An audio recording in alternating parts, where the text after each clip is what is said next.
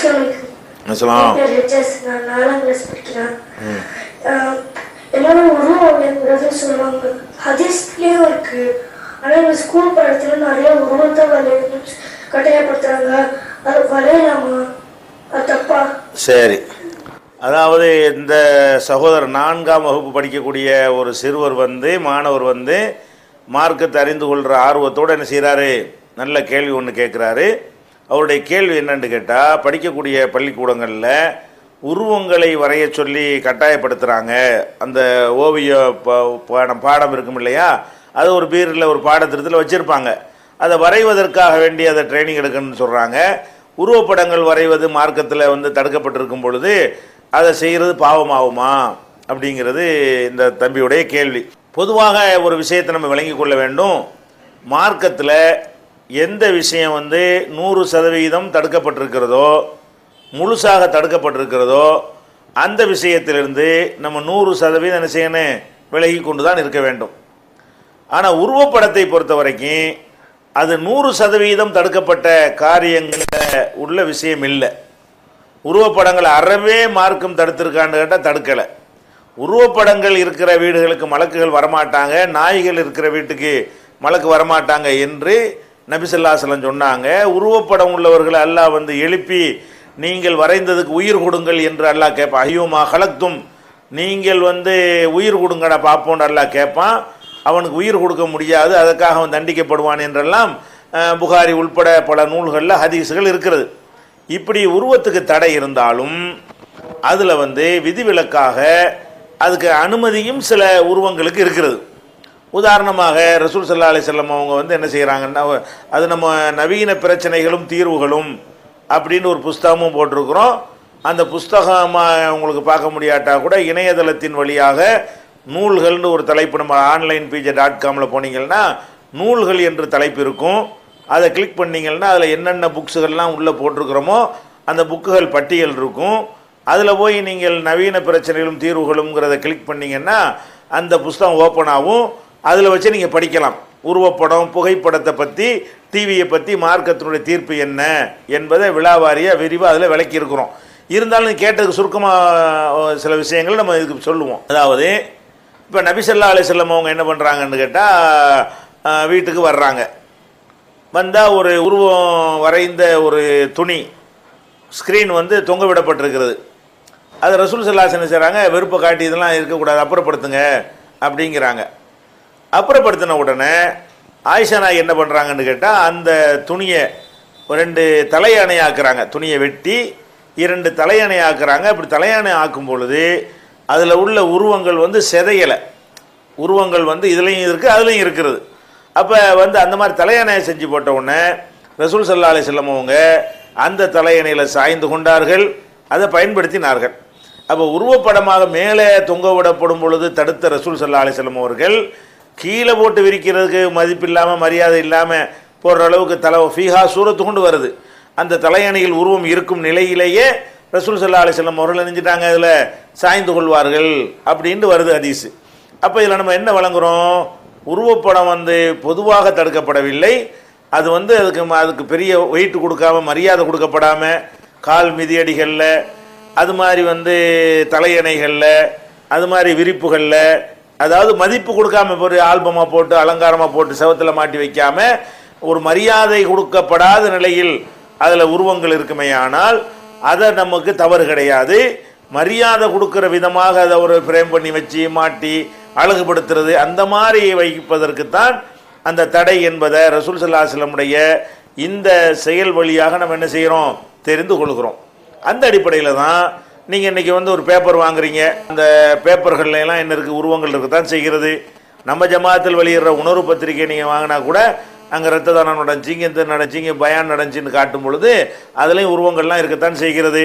அதே மாதிரி டெய்லி தினசரி பேப்பர் நீங்கள் வாங்கினா கூட அந்த பேப்பர்லாம் என்ன இருக்குது, கருணாநிதி பேட்டி, ஜெயலலிதா பேட்டின்னு அவங்களுடைய உருவங்கள்லாம் போட்டு தான் வருது. அதை வாங்குகிறோம், வீட்டில் வச்சுருக்குறோம், படிக்கிறோம். இதுகளெல்லாம் அந்த குற்றத்தில் வருமானா வராது. ஏன், அதை ஒரு மரியாதையாக நம்ம வைக்கலை. சாப்பிட்டுட்டு கை துடைக்க ஒன்றும் கிடைக்காது, அந்த பேப்பரை கிழிச்சு என்ன செய்வோம், அதில் கருணாநிதி இருந்தாலும் ஜெயலலிதா இருந்தாலும் என்ன செய்வோம், அதை தொடச்சி துணி கீழே போட்டுருவோம். அப்போ அந்த உருவத்துக்கு நம்ம எந்த விதமான ஒரு மரியாதையும் மதிப்பும் கொடுப்பதில்லை. அந்த உருவத்துக்கு மரியாதை மதிப்பு கொடுக்காத வகையில் அது ஒரு நியூஸ் என்கிற வகையில் நம்ம எடுத்துக்கொள்ளும் பொழுது அது மார்க்கத்தில் தடையாண்டு கேட்டால் அது தடை கிடையாது. அதே மாதிரி அவசியத்தை முன்னிட்டு நீங்கள் சில ரெக்கார்டுகள் அவசியம் இருந்தால் தேவைப்படுமா இல்லையா? அது மாதிரி பிள்ளைகளுக்கு பாடம் சொல்லி கொடுக்க வேண்டி இருக்குது. பள்ளிக்கூடத்தில் சிங்கம் புலின்னு பாடம் சொல்கிறதுக்காக வேண்டி மியூசியத்தில் கூட்டிகிட்டு போய் காட்டி சொல்லி கொடுக்க முடியுமா? அல்லது ஒரு பள்ளிக்கூடத்துலையும் ஒவ்வொரு மிருகத்தையும் கட்டி போட்டு இதுதான் சிங்கம் இதுதான் கரடின்னு காட்ட முடியுமான்னா முடியாது. அப்போ என்ன செய்யணும்? சிங்கம்னா சிங்கத்துடைய படத்தை காட்டி இது மாதிரி பெருசாக இருக்கும் பார்த்துக்க, அப்படி தான் என்ன செய்ய முடியும்? யானை சிங்கம் புலி எல்லாம் கற்றுக் கொடுக்க முடியும் என்றால் ஒரு அவசியம்னு விடுகிறது. அந்த ஒரு நோக்கத்துக்கு அதை வச்சிருக்காங்களே தவிர அந்த யானையை போட்டு ஃப்ரேம் பண்ணி மாட்டி அழகுபடுத்துவதற்காக வைக்கிறது இல்லை. அப்போ உங்களுடைய பாட புத்தகங்களில் எத்தனையோ விஷயங்களுக்கு படம் போட்டிருப்பார்கள். அந்த படத்தோடு தான் பாட புத்தகத்தை நீங்கள் படிக்கிறீங்க. அந்த பாட புத்தகத்தில் இருக்கிற அந்த படங்கள் எல்லாம் மரியாதைக்குரியதா? ஒரு வருஷத்துக்கு ஒரு பாட புத்தகம் செல்லாதுன்னா என்ன செய்வோம்? பழைய பேப்பர் கடையில் உடனே போட்டுருவோம், அப்புறம் வேறு புத்தகம் வாங்கிக்கிடுவோம். அப்போ அதில் எந்த உருவம் இருந்தாலும் அதுக்கு நம்ம என்ன செய்ய மாட்டோம்? அதுக்கு எந்த விதமான மரியாதையும் கொடுக்க மாட்டோம். அப்போ மரியாதை கொடுக்கப்படாத உருவங்களாக இருந்தால் அது ஒரு தனி கணக்கு. அதே போல் சின்ன உருவம் இல்லா ரகமன் ஃபி சௌபின், உடைய ஆடையில் இருக்கக்கூடிய சின்ன பொறிக்கப்பட்ட சின்ன சின்ன உருவங்களாக இருந்தால் அதுவும் தடை கிடையாது என்று ரசூல் ஸல்லல்லாஹு அலைஹி வஸல்லம் சொல்லியிருக்கிறாங்க. அந்த மாதிரி பார்க்கும் பொழுது நம்ம ஒரு பள்ளிக்கூடத்தில் வரைகிறதுலாம் ஒரு சின்ன உருவம் தான், பெரிய சைஸாக என்ன செய்கிறது இல்லை. ஒரு மனிதன் அவன் சைஸுக்கோ அவனுடைய பாதியிலையோ அவனுடைய கால்வாசி சைஸுக்கோலாம் என்ன செய்கிறது இல்லை, உருவம் வரைய மாட்டாங்க. சின்ன சின்ன சைஸாக தான் வரைவாங்க. சிறிய சைஸுகளில் உருவம் இருக்குமே ஆனால் அந்த உருவத்தை வச்சுக்கலாம், தப்பு கிடையாது. பாஸ்போர்ட் சைஸு ஸ்டாம்ப் சைஸு இந்த மாதிரியான ஒரு சைஸெல்லாம் என்ன இருக்குது, ரொம்ப சின்னதுன்னு தான் நம்ம எடுத்துக்கொள்வோம். அந்த மாதிரி சின்ன உருவங்களாக இருக்குமே ஆனால் அதை எடுத்து வைத்துக்கொள்வதற்கு கூட என்ன இல்லை, மார்க்கத்தில் தடை இல்லை.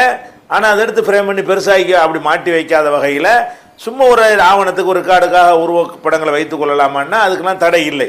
அப்போ வைத்துக்கொள்வதற்கு மார்க்கத்தில் எதெல்லாம் தடை இல்லையோ அதுகளை வரைகிறதுக்கும் தடை கிடையாது. வச்சுக்கலான்னு வரைவும் செய்யலான்னு தான் அர்த்தம். வச்சுக்கிறதுக்கு அனுமதி இருக்குன்னு சொன்னால் அந்த அளவுக்கு வரைகிறதுக்கு அனுமதி இருக்கணும். இதை அனுமதிச்சு அதை தடுத்தோம்னா முரண்பாடாக போயிடும். மார்க்கத்தில் எதையெல்லாம் பயன்படுத்துவதற்கு அனுமதி இருக்கிறதோ அதை தயாரிப்பதற்கும் அனுமதி இருக்குது. அப்போ தயாரித்தா தான் பயன்படுத்த முடியும். அதனால் நீங்கள் பள்ளிக்கூடங்களில் உங்களுக்கு பயிற்சி தருவதற்காக வேண்டி பெரிய பெரிய அளவில் உங்களை வரைய சொல்ல மாட்டாங்க. சின்ன சின்ன உருவங்கள் தான் என்ன செய்வாங்க, கொடுப்பாங்க. அது சின்ன சைஸாக இருக்குதுங்கிற ஒரு வகையிலையும் வரைந்ததை தூக்கி தெருவில் போட்டுருவோம்ல, அதுக்கு என்ன மரியாதையை கொடுக்க போகிறோம்? இது யானை இப்படி தான் இருக்கும்ன்றதை சின்னதாக வரைஞ்சி பார்த்துவிட்டு தூக்கி கிழிச்சு போட போகிறோம். அந்த மாதிரியான ஒரு நிலையில் அது இருக்கிற ரெண்டு காரணத்தினால, சின்னதாக இருக்கிறது ஒரு காரணம், நம்ம வரையக்கூடியதை ஒரு பெரிய மதிப்பு மிக்கதாக ஃப்ரேம் பண்ணி மாட்டக்கூடியதாக மரியாதைக்குரியதாக ஆகப்போவது இல்லை என்ற ஒரு நிலையிலையும் அந்த மாதிரி நம்ம வரைஞ்சோம் என்று சொன்னால் அது என்னவாகாது, குற்றத்தில் வராது. அதை அலங்காரப்படுத்தி பெரிய அளவில் ஒரு மரியாதை கொடுக்கக்கூடிய வகையில் அதுக்குன்னு நீங்கள் வரைஞ்சி கொடுத்தீங்கன்னு வைங்க. நீங்கள் பள்ளிக்கூடத்தில் இந்த படிச்சுவிட்டு ஒரு ஓவியர் மாதிரி அந்த திறமையை வளர்த்துக்கிட்ட பிறகு ஒருத்தன் என்ன செய்யறான், என் படத்தை பெருசாக வரைஞ்சி தானே உங்கள்கிட்ட கேட்பான்.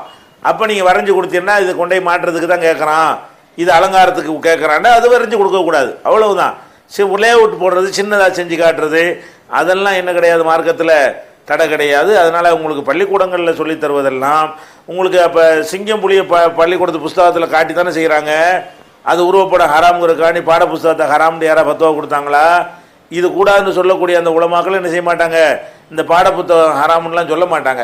பாட புத்தகத்திலேருந்து சிங்கம் புலியை பார்த்து சிங்கம் புலியை அறிந்து கொள்ளலாம் என்று சொன்னால் அதே மாதிரி வரைஞ்சி பார்த்து என்ன செய்கிறது, இதுதான் சிங்கம் இதுதான் புலிங்கிறத அதை வரைகிறது, சின்ன சைஸில் வரைகிறது என்ன இல்லை, அது குற்றத்தில் வராது. அது அனுமதிக்கப்பட்டதெல்லாம்